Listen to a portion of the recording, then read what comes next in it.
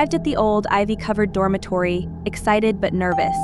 It was my first year at college, and I'd heard stories about this place.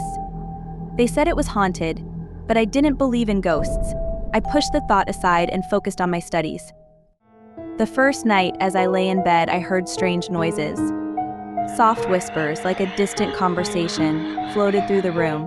I sat up, heart pounding, but saw nothing. "It's just the wind," I told myself, and eventually fell asleep.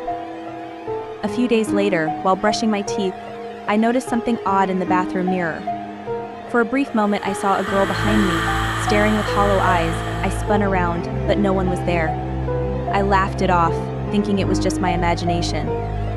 One evening, I was studying when I felt a sudden chill. The room temperature dropped drastically, and my breath became visible. I grabbed a sweater and checked the windows. They were all closed. The chill vanished as quickly as it came, leaving me puzzled. The lights in my room started to flicker almost every night. I called maintenance, but they found nothing wrong. The flickering became more intense, sometimes plunging the room into complete darkness. I started to feel uneasy, as if someone was watching me. One midnight, I heard footsteps outside my door. Slow, deliberate steps, like someone pacing. I opened the door, but the hallway was empty. The footsteps continued, growing louder. I slammed the door shut and backed away, trembling with fear. I began seeing shadows moving in the corners of my vision. Dark shapes flitted across the room, vanishing when I turned to look. The shadows seemed to follow me, always just out of sight. I started to feel paranoid, unable to shake the feeling of being watched. The whispers returned, louder and more distinct. They seemed to come from everywhere and nowhere at once. Sometimes I could make out words, like help and leave. The whispers filled my head, making it hard to concentrate on anything else.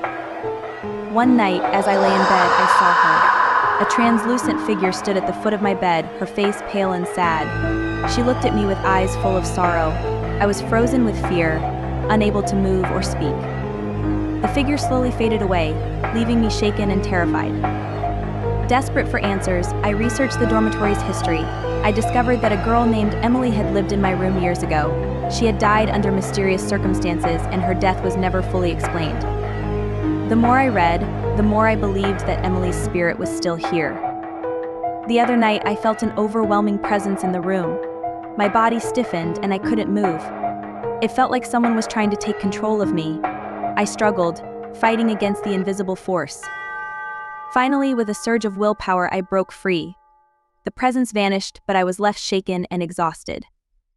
I couldn't take it anymore. The haunting had taken a toll on my mind and body. I packed my things and left the dormitory, seeking refuge with a friend. As I walked away, I felt a weight lift off my shoulders.